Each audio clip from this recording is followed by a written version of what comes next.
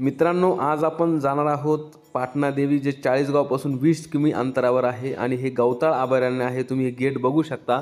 जवळ गेल्यानंतर हे असं पाटणा देवीचे मुख्य प्रवेशद्वार आहे आणि गवताळ अभयारण्य असल्यामुळे इथे अतिशय वन्य प्राणी तुम्हाला रस्त्यावर खेळताना वावरताना दिसतात। हे बघा, अशा प्रकारचे वन्य प्राणी तुम्हाला दिसतील, त्यामुळे वाहन चालवताना अतिशय सावधतेने चालवावं लागतं। आणि आपण स्पेशली हे जे मंदिर आता जे दाखवणार आहोत तुम्हाला, हे हेमणपंथी महादेव मंदिर आहे आणि अतिशय बांधकाम शैली जी आहे ही कोरीव दगडाची बांधकाम शैली आहे। एकमेकांना दगड जोडून असं बांधकाम केलेलं आहे आणि साधारणतः 12व्या ते 13व्या शतकात देवगिरीचे प्रधानमंत्री हेमाद्री पंडित हेमंतपंत यांनी हे लोकप्रिय केले आहेत। यात दगडी बांधकाम दिसते आणि तारेचे आकाराचे तळमजले दिसत आहेत तुम्हाला। गुंतागुंतीचे कोरीव कामे आढळतात आणि ही जी कला आहे प्राचीन आणि अप्रतिम वास्तुकलेसाठी ओळखली जाते।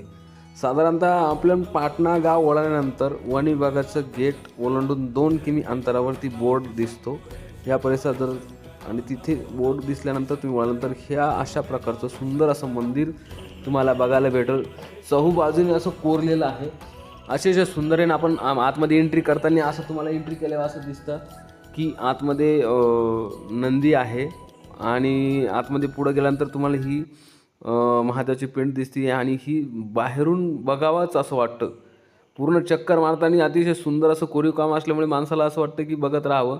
ह्या अशा छोट्या अशा मूर्त्या देखील कोरलेल्या आहेत तिथं आणि आतमध्ये गेल्यानंतर 12व्या 13व्या शतकातली तुम्हाला ही अशा प्रकारची भाषा दिसते आणि हे आतमध्ये अतिशय सुंदर असं महादेवाची पिंड आहे, तुम्ही दर्शन करू शकता। आणि त्यानंतर बाहेरून तुम्हाला समोरून असं दिसेल आणि हा वरती गोल मंदिरामधला घुमट आहे जो आतमधून दिसतोय तुम्हाला आणि हे असं एकदम सुंदर असं दगडी काम झालेलं आहे।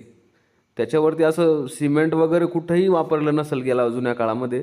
आणि लक्षात येईल तुमच्यावाल्या की हे जे मंदिर आहे एकदम निसर्गरम्य आहे। आजूबाजूला खूप जबरदस्त झाडं झुडपांच्या याच्यामध्ये मंदिर आहे। बघा, असे पक्ष प्राणी आणि हे बघा, आता बाहेरून आपण बघू या मंदिराचं पार्श्वभूमी।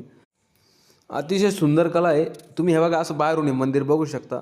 हे असं बाहेरून असं मंदिर इतकं सुंदर वाटतं ना, आपण पुढून मंदिर पूर्ण बघत बघत जाणार आहे बाक साईडला। तर हे हेमणपंथी महादेव मंदिराला तुम्ही नक्की भेट द्या, तुम्हाला इतकं फेरी वाटेल। कारण किती जरी मोठे मोठे इंजिनियर आणले तरी त्यांच्याकडनं असं मंदिर बांधलं जाणार आहे। तुम्ही विचार करा, 12व्या शतकामध्ये त्या लोकांनी किती जबरदस्त कारागीर असतील, त्यांनी असं मंदिर बांधलेलं आहे आणि दिवस कितके झाले तरीसुद्धा ते मंदिर इतकं सुंदर आहे। तर नक्की भेट द्या। व्हिडिओ आवडल्यास कमेंट, लाईक, शेअर नक्की करा। धन्यवाद। हर हर महादेव।